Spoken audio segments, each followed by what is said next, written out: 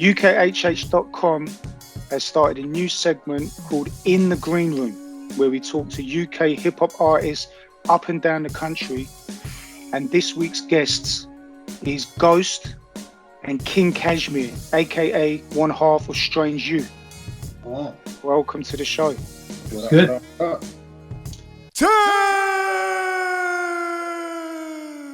Yeah, here we go. This is just a hard record, man. I mean, like, what can you say about it? It's just a ridiculous record. Ooh, nice.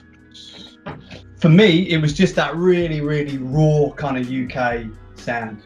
I mean, I say raw, it was literally like drums and raps, fast drums, fast raps, you know, at least 100 BPM. I mean, it was hardcore hip hop. I mean, it really was. It was a UK hardcore hip hop, and I guess it was, you know, around that time, you got to think back, there was a lot of musical things going on in terms of like across the spectrum. You probably had like hardcore was probably starting around that sort of time. There was a lot of stuff in the mix, in the melting pot musically in this country, and yeah, that was the Britcore, as it was termed, the Britcore.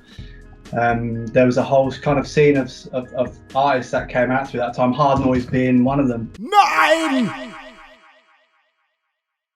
We are going to keep it old, and this was one of the first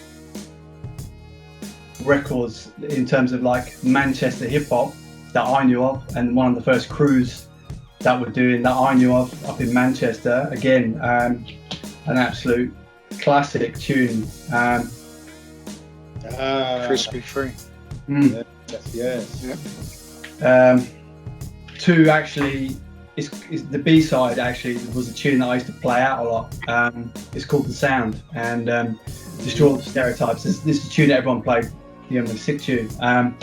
But the B-side, The Sound, is a sick tune to play out.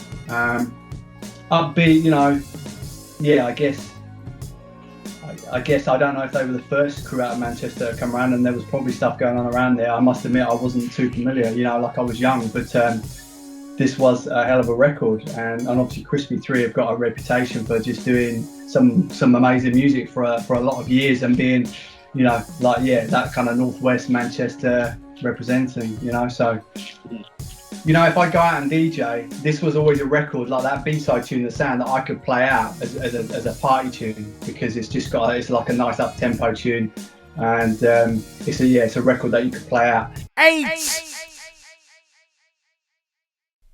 Bring it forward a few years, and we're going to hit off this guy. Oh shit! Yeah, for sure. Oh, yeah, Black Twang. Yeah, and that's the early days, isn't it? Like, yeah. Yeah. What's going on? Man, you just literally opened up a section of my brain that was closed for a long time. What's going on, you know? Jeez. What? Yeah. That was a tune, man. That was a serious tune. Incredible tune. I mean, just you know, I guess, you know, you've got that kind of American influence at this point. So generally speaking, I guess the Britcore by this point there wasn't really any coming out as far as I would remember. Definitely not. Man. And then you've probably got the kind of whole native tongues and the early tribe stuff and all that, you know, like those. Yeah. And then I, you know, yeah, the UK, the hip hop sound had kind of changed here into that sort of, you know, that sort of sound. What's going on? I don't know, man. It's just one of them tunes that I can still bang it out now and just be like, yeah, this is just a great tune. 7. We can't go any further without going. Oh yeah, come on, Hijack. Yeah. I mean, you could pick various records, yeah, but I had to pick The Bad Man Is Robin. Ooh. I mean, yeah. Say, Hijack. I remember doing a gig. I can't remember what year it was. In fact, I know some people that will know. Like, I was in a little crew years ago, and the first gig I ever did was we supported Hijack in Norwich. And so this is going back to, it must be 91 or something. And I remember meeting Hijack, and they were cool, and just like, but you know, when they came on the stage, I don't know if you've seen Hijack from then.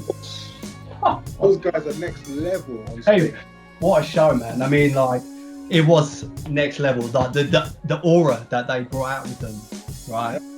Just the aura of them being on the stage and just how they were. Like they owned that stage.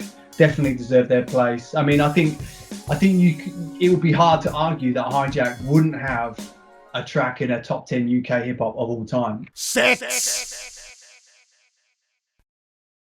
Again, I think, you know, you're talking about records which had an impact, like a massive impact on UKHH, and then I think we've got to look at this one here.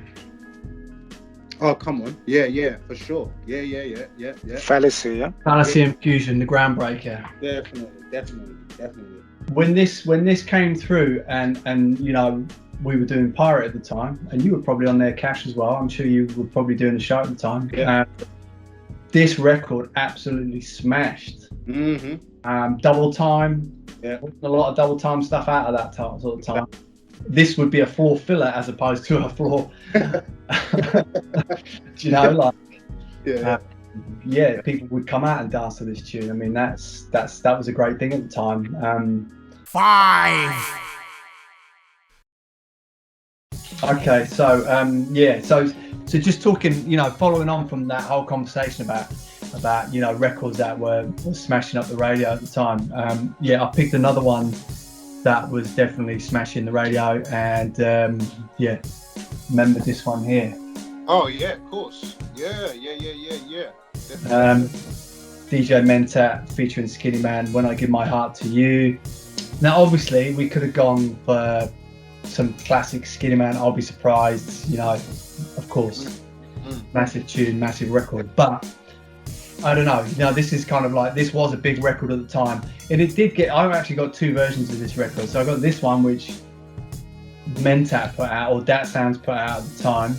And do you know what, I was just looking at the back, and this is a sign of the times. Yeah, it says, for DJ Mentat, what is it, ringtones.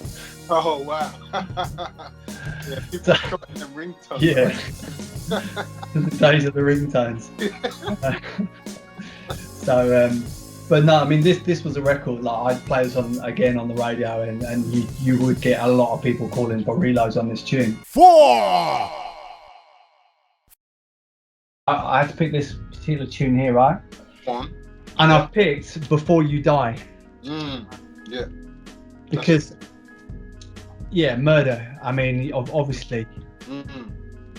But again, Before You Die, for me, like, when I hear them strings and Joe Buda's production, Crazy. Still, that is crazy. Like that even now, it still brings the hairs up on the back of my neck type of like strings, and the energy, and you know, Kalashnikov, Kaiser and Scribble. I mean, you know, it's a sick tune, man. Like, it is a sick tune. 3.